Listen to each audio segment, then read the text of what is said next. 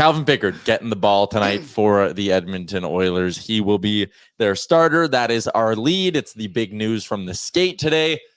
We debated this yesterday on the show. We debated it yesterday on Real Life. Jay, you were on Real Life saying this was the move. You got to go pick daddy. Yeah, no, I think obviously Stu's in a fragile state. So just to throw him back in it, obviously you want to give him a chance to rebound, but I feel like they've done that a few times. I think we got to get Pickard in the net because it's not necessarily a function of can Pickard be better than Skinner, but I just feel like this is going to be like a catalyst for the squad in front of him to play a little bit different. Yeah. And Skinner hasn't been the best, and it's not like he's been facing lots of shots. So maybe Pickard can make that one save that Skinner is struggling to make at this moment.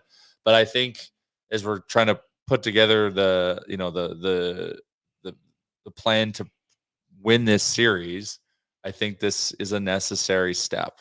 And I hope this is just some time that Stu just needs to kind of collect and just calm down and just kind of find himself again, because he doesn't do the post-game press conference, right? Like that's a very powerful signal. So he's not in a good space right now. So let him kind of get sorted instead of throwing him back into the fire. Yeah, and I do see in the chat a lot of people saying, like this one here from Trey, who says enough is enough. How many chances will Skinner get? I still look at him as a goalie who these numbers on the playoffs are ugly. The numbers in the series are ugly. If he was anything better than terrible, they're up 3-0 right now and on the cusp of moving on to the Western Conference Finals. Like, I understand the frustration, but I also saw a guy who for 3 months of the regular season was a top 5 goalie in the NHL, top 3 goalie in the NHL for that long stretch. Like, I still see the upside there. And at some point, though, it doesn't matter.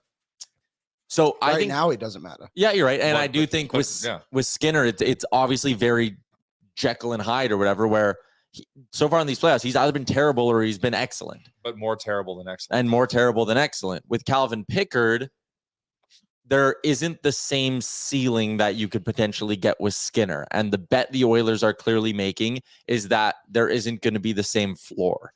And that the ceiling's not as high, but the floor is a little higher. And that gap there is all they need. Because as NHL Sid put out on Twitter the other day, if the Oilers got 870 goaltending, they're up 3-0 in this series.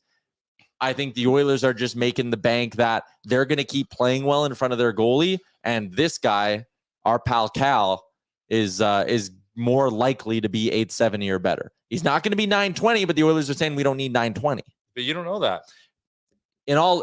He's not going to be, I don't think he's going to come in and deliver a 950, 960 performance tonight. I bet you he does.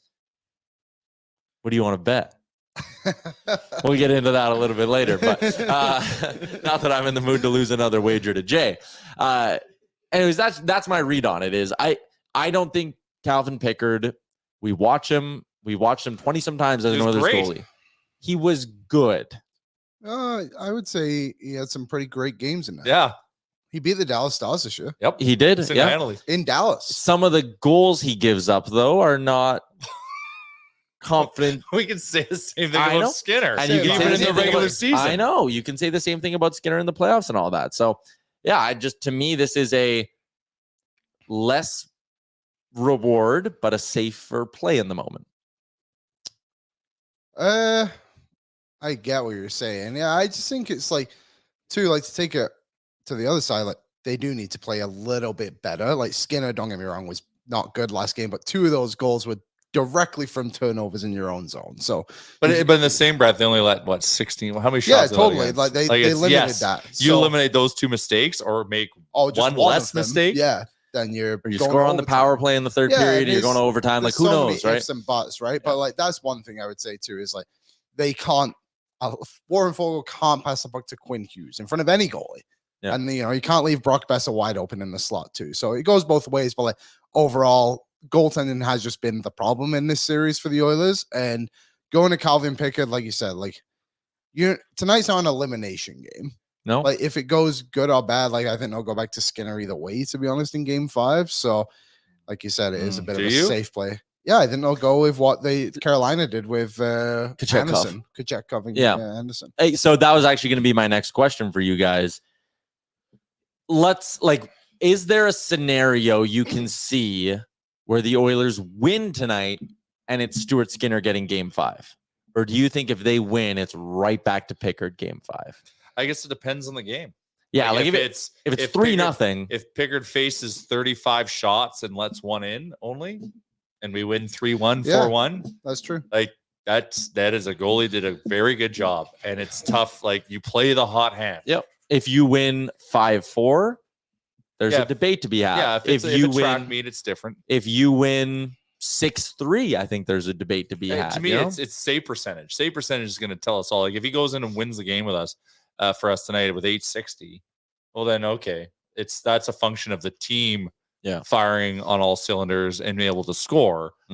But if we win and his save percentage is north of like 910, 920, you have to really factor in that that you want Pickard to start this game because he was a factor. Yeah.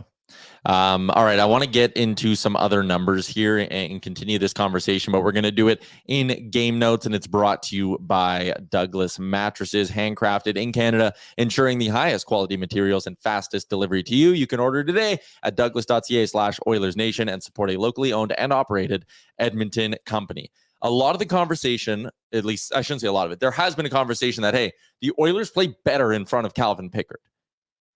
That's at least there was that narrative out there. So I dug into the numbers, AB. You can flash them up for the people watching along on the Oilers Nation YouTube.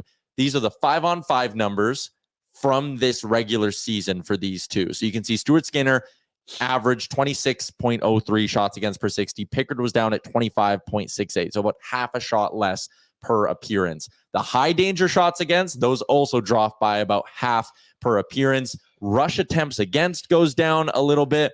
And then the final two numbers aren't so much chances, it's more their performance. Goals saved above average at 5-on-5 this season. Skinner's in the negatives, Pickard's in the positives. How does Skinner's number compare to like the rest of the league? I just looked up these two. Oh. How do I look Great job, by the way. Yeah. And then the expected goals against per 60, Pickard also had the better numbers than Stuart Skinner. Now, again, a big chunk of this, or not a big chunk, a slice of this is how bad Skinner was early in the season, right? Yep. I'm sure if you did this from Jan 1 onwards, or even from when it was just the Pickard-Skinner duo onwards, maybe some of those performance numbers at the bottom come closer together. And Bring Cassian home makes a great point. Pickard had some very sheltered starts. He got the Ducks. He got the Coyotes. He got those kind of shittier teams on the schedule. Not that Skinner didn't get any of those. He absolutely did. But that is something to keep in mind here, is that Pickard did have easier spots on the schedule at times. I think there were also a couple you could look at and go, hey, he got the second of a back-to-back here and there. There was the game against Pittsburgh where he stopped 40 shots, should have gotten a shutout if he didn't have to get pulled for, I think that was concussion spotter at the time. So again, they do bring down their numbers a little bit when it's Calvin Pickard in net and not Stuart Skinner, but it's not something that is a incredibly significant gap. It's not like they're really tucking back, changing the way they play when it's Pickard. So, well, where are we at? And this is the most speculative question ever, but where are we at if Skinner started the series? If Pickard started the series? Sorry, if Pickard started the series, where do you think we'd be at? Would we be at 2-1? I think we'd be up 3-0. You think we'd be at 3-1? I don't know, because I don't think that would ever have been a scenario. Well, but that's because remember where we were at with Stu. It was like unbelievable game 3, unbelievable game 4, very good down the stretch in game 5. The one goal was like a shitty bounce, so who cares? Or one of the goals was a shitty bounce, the other one was a breakaway. Really good in the first 2 periods of game 1. Yeah. Then it just all fell apart in game 3. Game 2 was a bit of both. Ultimately bad, and then game 3 was what it was. Yep.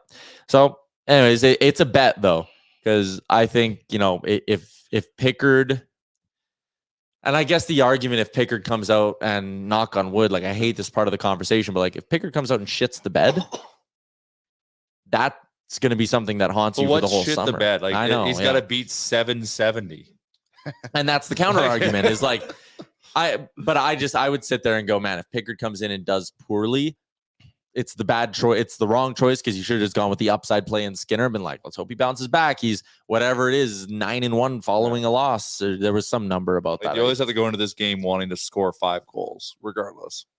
Which is another thing. Calvin Pickard in the chat. I can beat 770.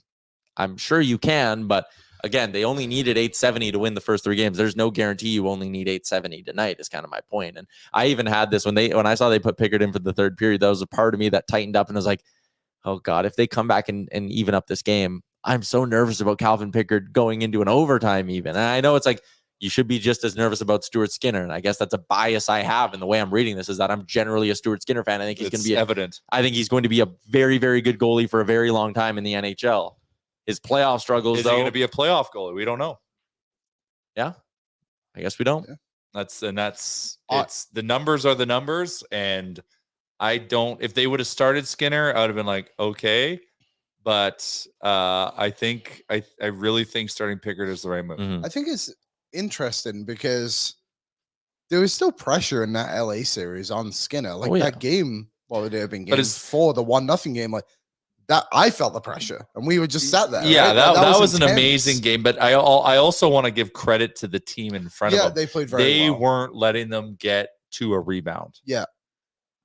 So like it was and Skinner made those saves. He saw everything.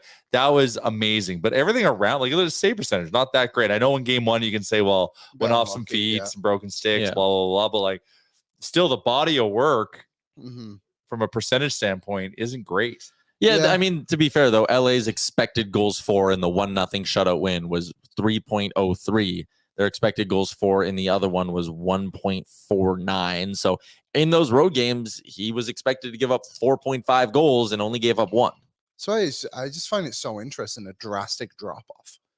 And that's why, again, I just keep leaning to like the drop off was so significant. Is he true? And even when you go to last year, like he was good against LA, saved the 1 game. He was good. Besides, and people kind of forget that. Like Vegas was ugly, but LA was good. Yeah.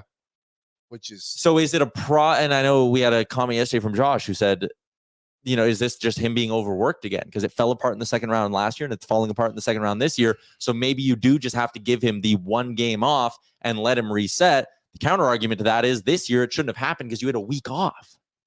You had 7 days to reset. And that's why that's why I would have leaned back to Skinner again. And it's a moot point now, but are you okay with the decision? For this today? Yes, because I can understand the justification, even if it's not what I would have done. Because it almost defies logic to me that he became this bad so quickly. And that's why I'm like, I know he's a good goalie. We watch him be a good goalie in the entire regular season. I don't think, and mentally, I think he's a good goalie too, because you watch him in the regular. Right now. Not right now. I know. Right now, he's, I don't know. He's got to piece it back together. Yep. So that's why I can understand, and it's justified to go with Pickard. That's why I'm not like upset with it, and I'm okay with it. Yeah. What's up, Nation citizens? If you like that video, then you need to be subscribed to the Oilers Nation YouTube. Podcasts, live shows, exclusive interviews, and analysis. Everything you need from your favorite voices at Oilers Nation. And you don't want to miss any of it, so hammer that subscribe button.